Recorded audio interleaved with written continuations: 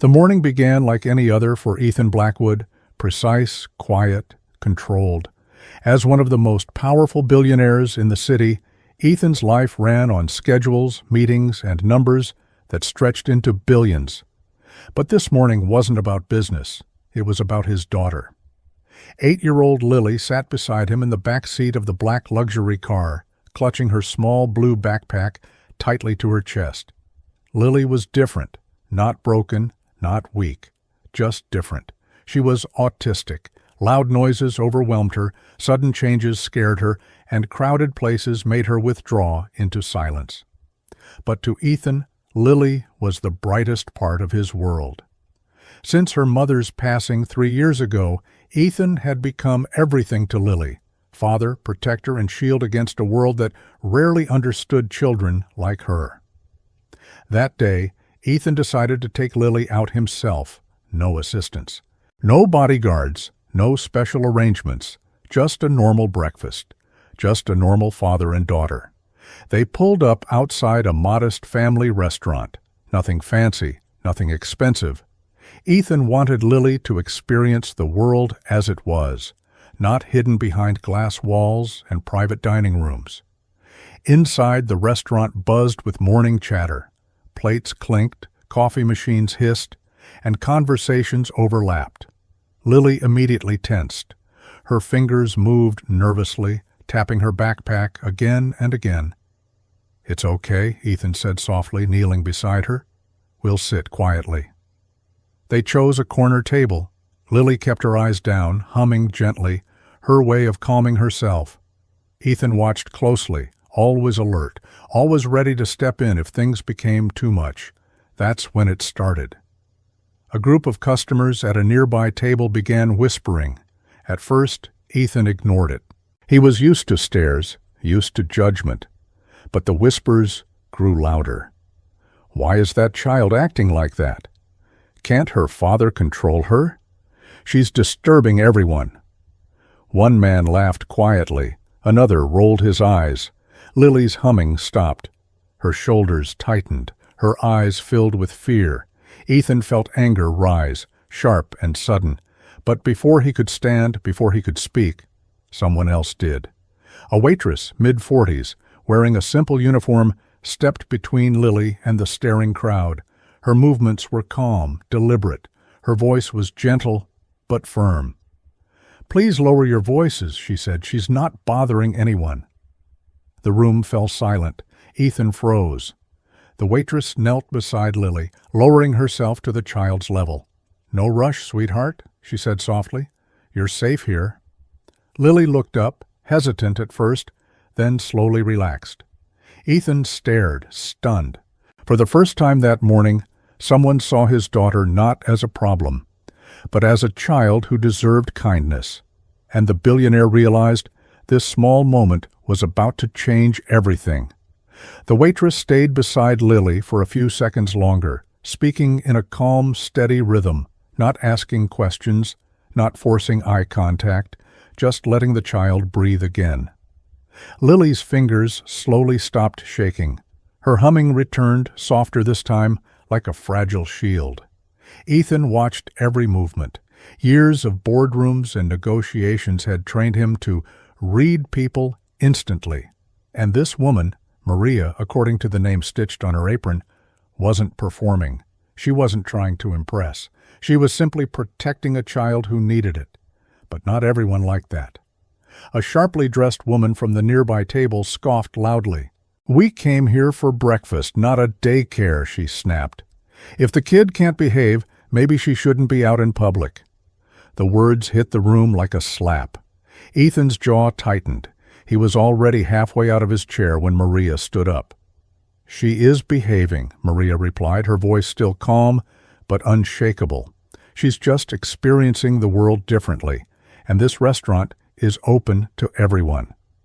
The woman huffed. "Are you lecturing paying customers now?" Maria didn't raise her voice. She didn't argue. She simply said, "Kindness doesn't cost anything." The restaurant manager hurried over, face pale. "Maria," he whispered urgently, "please just do your job. We don't want trouble." Trouble. That word made Ethan pause. He sat back down slowly, watching carefully. This wasn't just about Lily anymore. This was a test, though no one else knew it yet. Maria nodded at the manager. "I am doing my job," she said quietly, "making sure everyone here feels safe." The manager hesitated, clearly torn between customer complaints and company rules. "Just don't escalate it." Maria returned to Lily, setting down a small plate of plain toast. No noise, no fuss. "For you," she said gently. "You don't have to eat it if you don't want to." Lily glanced at her father, then back at the plate. Slowly she reached out. Ethan felt something twist in his chest. This woman had done what years of expensive therapy, private tutors, and specialists couldn't always do. She made his daughter feel seen in under 2 minutes, but the whispers hadn't stopped. Phones came out. Someone muttered, "Why is the waitress getting involved?" Another voice added, "She'll lose her job for this." Ethan heard it all, and then, deliberately, he did something unexpected. He raised his voice. "Excuse me," he said calmly. The room went quiet. Everyone turned to him. "My daughter is autistic," Ethan said, his tone controlled but heavy. "She's not misbehaving. She's overwhelmed." Silence. "And the only person here who showed her respect," he continued, eyes scanning the room, "is that waitress." Maria froze. The manager swallowed hard. Ethan looked directly at Maria. "Thank you." She smiled politely, as if she didn't realize what those words truly meant.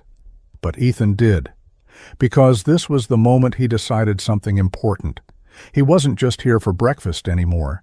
He was here to see who people really were when power wasn't announced, when money stayed hidden, and when kindness stood alone.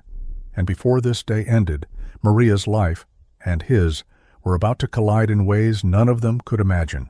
The moment the breakfast rush slowed, the manager called Maria aside, not loudly, not angrily. That was worse. "Maria," he said under his breath, guiding her toward the service corridor, "you embarrassed a paying customer." Maria blinked. "I helped a child."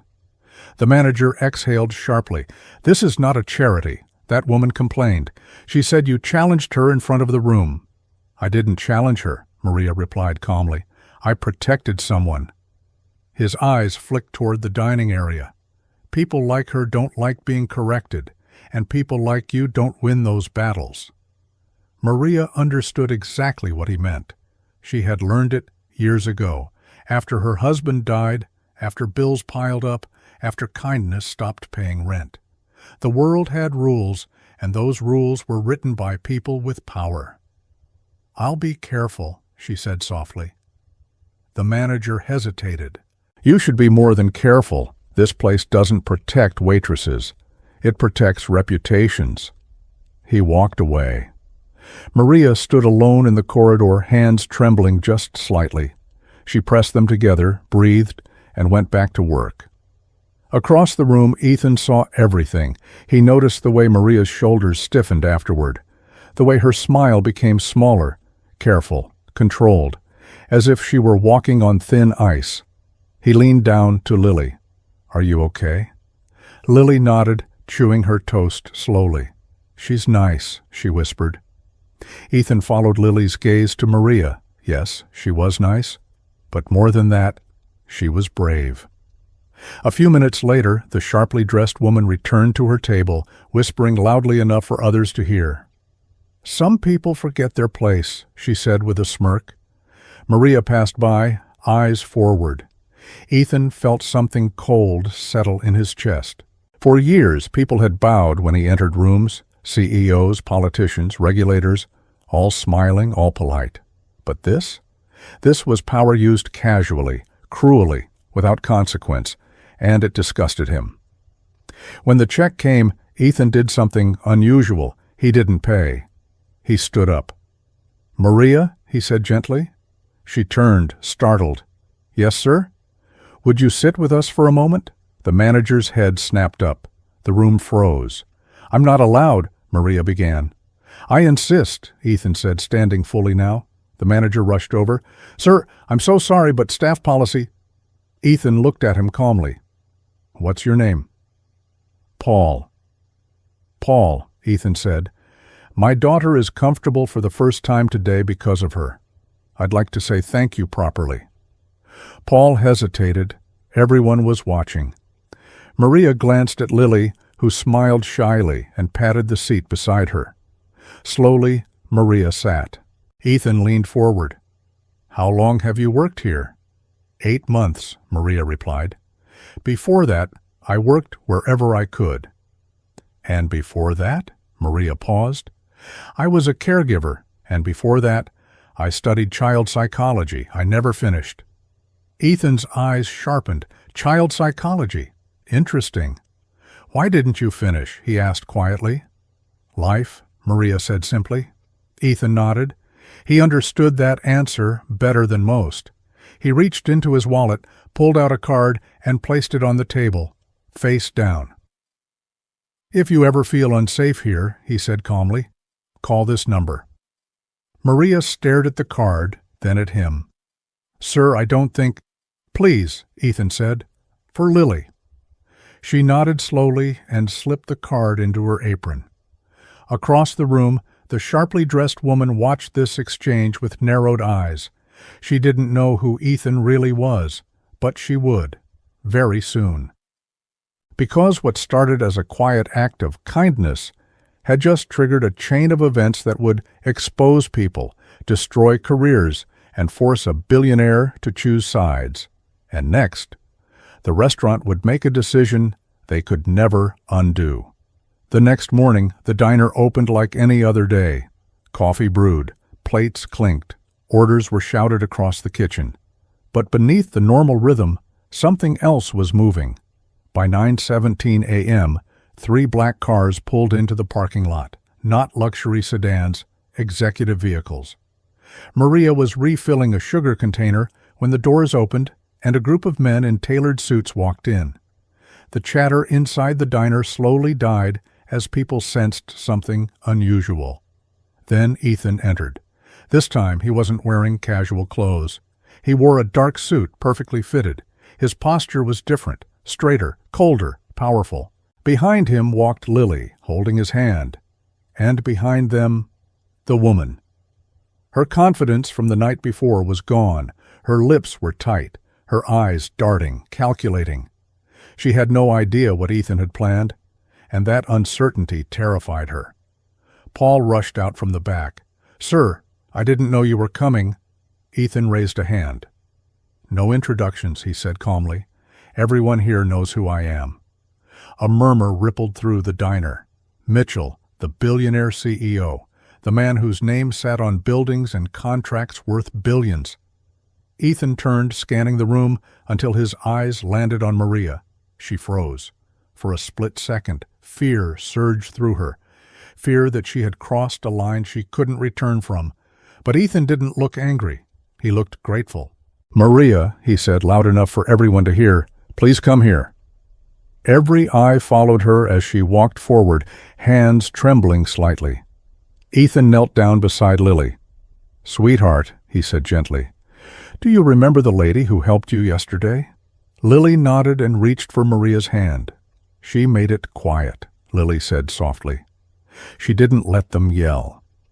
Ethan stood. "Yesterday," he said, his voice steady but razor-sharp. "My daughter was overwhelmed. She needed protection. She needed understanding." His eyes shifted, straight to the woman beside him. "And someone here treated her like a problem." The woman opened her mouth. "Ethan, this isn't the place." "It's exactly the place," he cut in. Phones came out. People started recording. Ethan continued, "For years, I allowed my wealth to excuse silence. I let reputation matter more than responsibility." He took Lily's hand. "That ends today." He turned to Paul. "Effective immediately, this diner is under new management. I acquired the property this morning." Paul went pale. Ethan faced the woman again. "As for you, your board position, your foundation role, every public partnership tied to my companies, terminated." Her face drained of color. "You can't." I already did, Ethan replied.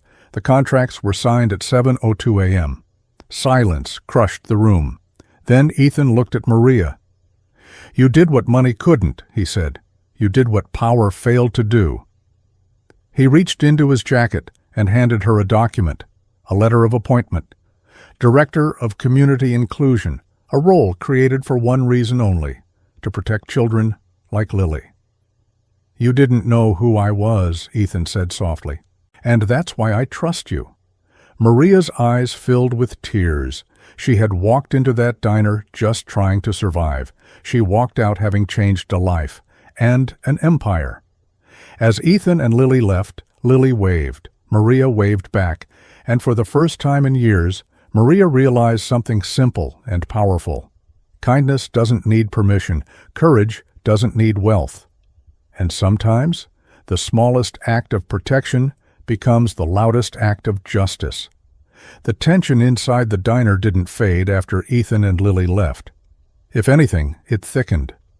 Maria could feel it in the air. The whispered conversations, the sideways glances, the way the manager avoided looking at her directly. She finished her shift with the same quiet efficiency she always had, but something inside her knew the warning she'd received earlier wasn't the end. It was the beginning. Just as she was wiping down the counter, Paul called her into the office. This time, the door closed. Sit, he said, not unkindly, but not gentle either. Maria remained standing. If this is about earlier, it is, Paul interrupted, rubbing his temples. That woman filed a formal complaint. She says you humiliated her, that you undermined her authority in front of other guests. Maria swallowed. I protected a child. Paul sighed. I believe you. But belief doesn't pay lawsuits. He slid a paper across the desk, a written warning. One more incident, he said quietly, and I won't be able to protect you.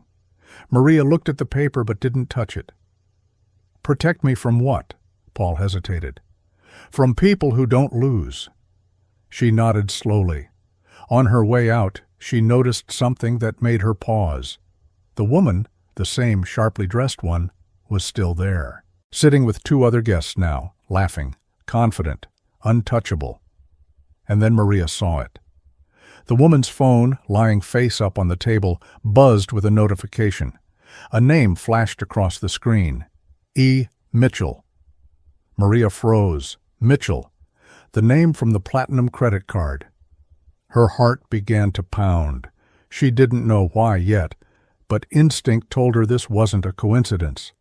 Later that evening, as Maria collected abandoned glasses near the back booths, she heard raised voices. I told you not to bring her here, the woman hissed.